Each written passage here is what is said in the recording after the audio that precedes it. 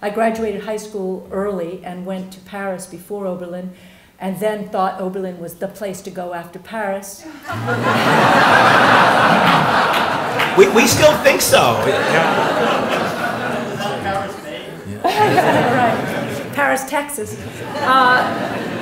No, I think, you know, I don't know. I came here thinking I would be here for 2 years and then go to Berkeley or something. That I would focus for a while and then go someplace bigger. But it didn't happen that way. I got stuck in Warner Gym with Herbert Blau and the whole, you know, interarts thing. All my films, which is the 4 or 5, I guess you have Fool's Fire, and then Oedipus Rex was a film of a live production. That's very different. This desire to juxtapose what is the more familiar, as you said, and human aspect with the fantasy or dream world or abstract world that we all live in. We use the word reality, but I would say that there's a whole lot of reality TV that's not my reality. So I don't think that way. I think this way. So we all have Wait, so you're not doing the Jersey Shore adaptation for Disney?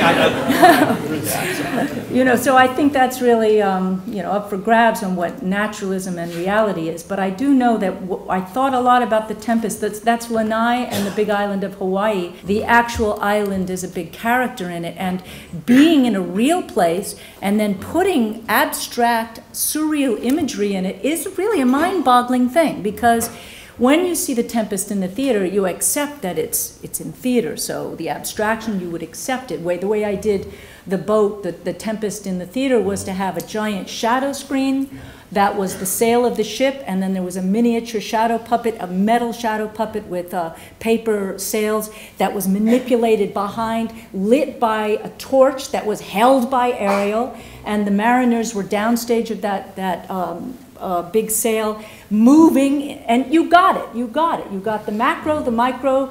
It's equal to the film, but when I came to the film, I went, my God, we're going to have to make a Tempest that is going to be visceral for the audience. On the other hand, when Ariel tells the story of the Tempest, and you saw a bit of that, it's a completely different subjective point of view. It's his idea of how he made the Tempest, and the audience has to be able to go with that. And I think that visual effects in movies, whether it's Iron Man, Spider-Man, whatever, Avatar, whatever, the big, the little, the good, the bad, has made audiences able in cinema to go with fantasy imagery. It's not that everybody expects naturalism in cinema. They don't. In fact, it's actually, I think fantasy has become Alice in Wonderland, whatever, like it or not, it has become a big part of the entertainment factory. We shot the entire thing, and for a while in rehearsal I had a green tennis ball on a stick, and I was a puppeteer for a moment as I moved it around, and then I just threw that away, and I said to Helen Mirren, wherever you look, I'll figure it out later. So she's up on these cliffs, she's looking there, she's looking there, she's looking there. We're somebody off stage is saying Ariel's lines, and we get to the studio, and actually a number of the shots, they are in scenes together, and if you, for the film people here, if you don't move the camera, you can shoot the thing again and make the person invisible. You know, that means it's not moving. You have to keep the camera in one place. Or we shot, poor Ben had to do green screen where he had to find the eye line with what was pre-shot with Helen. It was important to me that though he be a visual effect, it should be the most human of performances. And I didn't want it to be E.T. or Yoda or Golem or any of those creatures. I wanted it to be this actor, and their connection together is one of the great things in the film. It's not about upstaging the music, it's about supporting the music.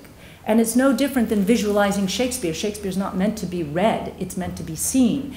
You have a giant stage to fill, so you've got, you know, it completes the music, I think. And it's very, as I'm partners with a composer, I think I'm very sensitive to that, to not playing too hard against the music, but not Mickey Mousing it at the same time. It's a fine line, not to Mickey Mouse the music. I do like to jump around. I like to go away, and I'm beginning to see my own style. That took a long time for me to reckon, because I felt that Frida was so different than Titus, but I can still see the thinking. You do begin to recognize a certain way of approaching. Yes, I'm doing Spider-Man right now, and it's very interesting to do Shakespeare in the movies and Spider-Man for the stage, you know?